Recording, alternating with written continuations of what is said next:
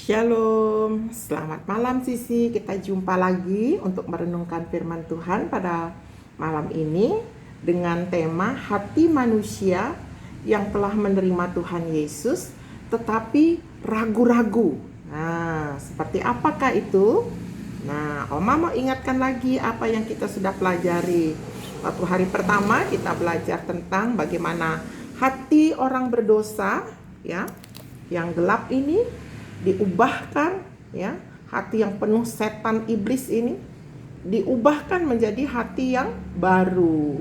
Bagaimana caranya? Dengan menerima Tuhan Yesus. Lalu kita dilengkapi dengan senjata rohani, mulai dari kepala, helm keselamatan, tangan, pedang roh, kemudian yang kiri perisai iman, itu asalnya semua dari firman Allah. Lalu baju sirah keadilan, harus berlaku adil. Kemudian ikat pinggang kebenaran, itu kebenaran yang Tuhan Yesus sudah berikan. Kaki jangan lupa berkasutkan kerelaan memberitakan Injil. Artinya apa yang sudah kita alami, kita ceritakan kepada orang lain. Itu memberitakan Injil tentang perbuatan-perbuatan Tuhan Yesus dalam hidup kita. Kemudian hari yang kedua kita belajar tentang lambang-lambang binatang ini yang melambangkan dosa-dosa, sifat-sifat kita yang jahat.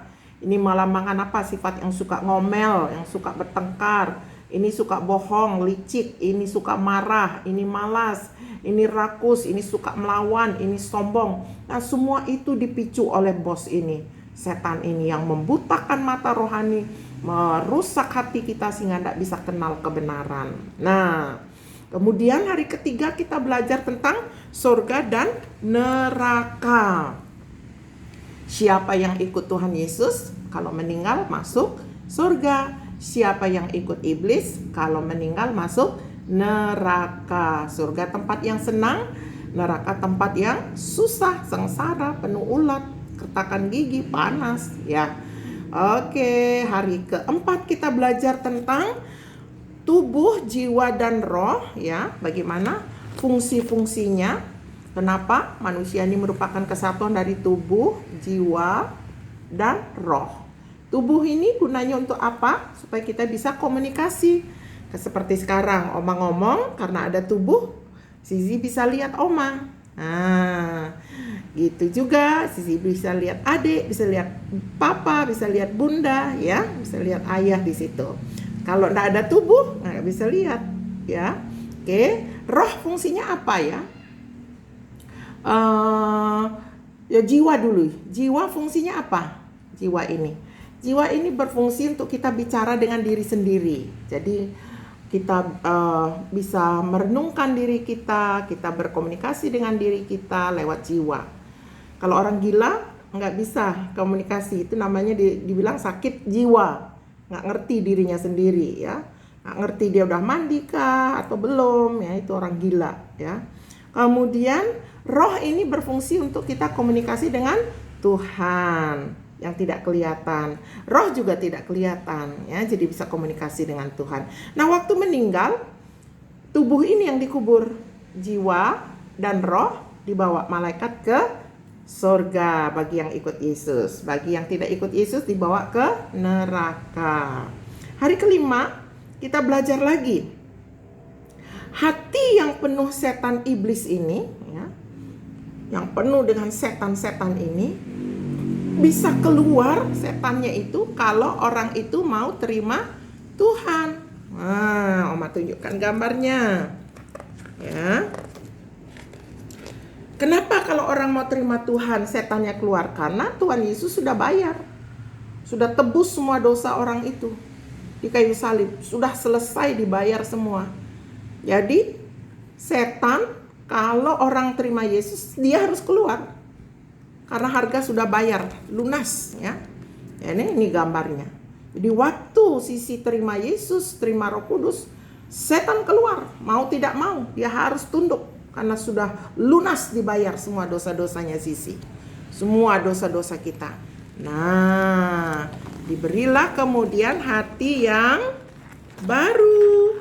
Ya, hati yang baru itu Oma tunjukkan sekali lagi supaya Sisi jangan lupa. Ini dia hati yang gembira, hati yang penuh sukacita, hati bersih, didiami oleh Allah Roh Kudus, ya, suka membaca firman, suka hafal ayat.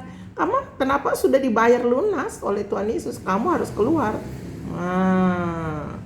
Jadi Sisi sudah menjadi miliknya Tuhan Yesus, gembira, suka menyanyi, suka berdoa, ya, sayang adik, sayang papa, sayang sama bunda. Nah, begitu. Kalau meninggal kemana dia? Masuk surga. Selama di bumi, ya hidupnya diberkati, ya. Nah, waktu hari ke-6 kita belajar hati yang menolak Tuhan Yesus seperti apa ya bentuknya. Jadi waktu Injil diberitakan, tapi orang gak mau terima, ya, kabar baik diberitakan, mau lepas gak dari setan, mau lepas gak dari roh-roh jahat, mau lepas gak dari iblis? Oh, gak mau. Oh, hatinya jadi gelap. Tadinya hanya 1 setan, ya, sekarang 8 setan. Oh, Alkitab pun tertutup, malas hafal ayat, apalagi hafal ayat. Dengar firman aja gak mau, Roh Kudus berangkat. Nah, orang begini udah tahu, ya, kelakuannya lebih jahat. Yang dulunya suka bohong, tambah lagi bohongnya. Yang dulunya suka marah, tambah lagi marah-marahnya. Yang dulunya suka malas, tambah lagi pemalas. Nah, jadi bikin orang jadi lebih jahat karena menolak, ya. Kalau mati, jelas masuk neraka. Nah, hari ini Oma mau cerita tentang hati yang sudah menerima Tuhan tapi ragu-ragu. Nah, kayak apa itu ya gambarnya, Oma? Seperti ini, Nak. Seperti ini gambarnya. Jadi hatinya sudah bersih, ya. Sudah ada Tuhan Yesus, sudah ada Roh Kudus di situ, tapi dianya nggak mau baca Alkitab, nggak mau hafal ayat, nggak mau berdoa, nggak mau menyanyi puji Tuhan. Wah, ini Alkitab katakan di dalam Wahyu 3 ayat 16, orang ini seperti anget-anget tai ayam atau suam-suam kuku, ya. Panas enggak, dingin enggak, atau ragu-ragu. Nah, jadi setan-setan ini yang tadinya udah keluar, ya, karena orangnya ini nggak benar-benar, nggak sungguh-sungguh mau taat sama Tuhan, mau masuk lagi. Nah, pintunya banyak, tiap setan ini pengen masuk lagi semua. Nah, dipimpin oleh bos ini. Oh, jadi ibaratnya pintu rumahnya kebuka, pintu hatinya kebuka buat setan-setan ini, gitu. Dan Tuhan sendiri bilang kalau dia nggak bertobat, ya, sampai matinya, wow, dibuang di neraka, atau Alkitab bilang dimuntahkan. Muntahkan itu artinya dibuang. Itu dalam Wahyu 3:16 dikatakan begitu. Jadi kalau begitu, Sisi pilih yang mana? Ya, kalau orang tetap begini, ya, kalau nggak mau baca Alkitab, nggak mau bertobat, ya, artinya begini. Dulu waktu belum terima Tuhan kan nggak suka baca Alkitab. Sesudah terima Tuhan, tetap pula nggak baca Alkitab. Nah, itu yang disebut suam, atau disebut nggak sungguh-sungguh, nggak serius mau bertobat. Nah, gitu. Kalau dulu suka bohong, udah terima Tuhan, tetap aja bohong. Nah, itu namanya orang tidak bertobat. Oke? Kalau dulu malas, udah terima Tuhan, malas juga. Nah, itu sama, orang nggak bertobat. Ujung-ujungnya juga masuk neraka. Nah, jadi janganlah menjadi orang yang suam-suam kuku. Janganlah menjadi orang yang tidak mau bertobat. Oke, Sisi. Sampai sini ayat hafalannya apa ya, Nak?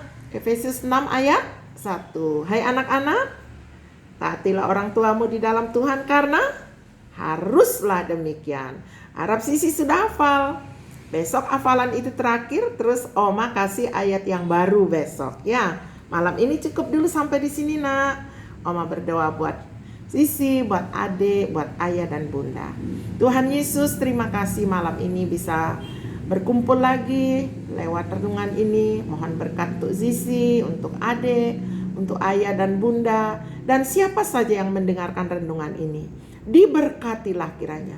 Roh Kudus pakai supaya menolong anak-anak mengerti firman Tuhan, menolong ayah bunda membawa anak-anak mereka ikut renungan. Mohon berkat bagi Sisi sekali lagi dan adik dan ayah bunda dalam nama Tuhan Yesus. Amin. Sampai jumpa besok malam.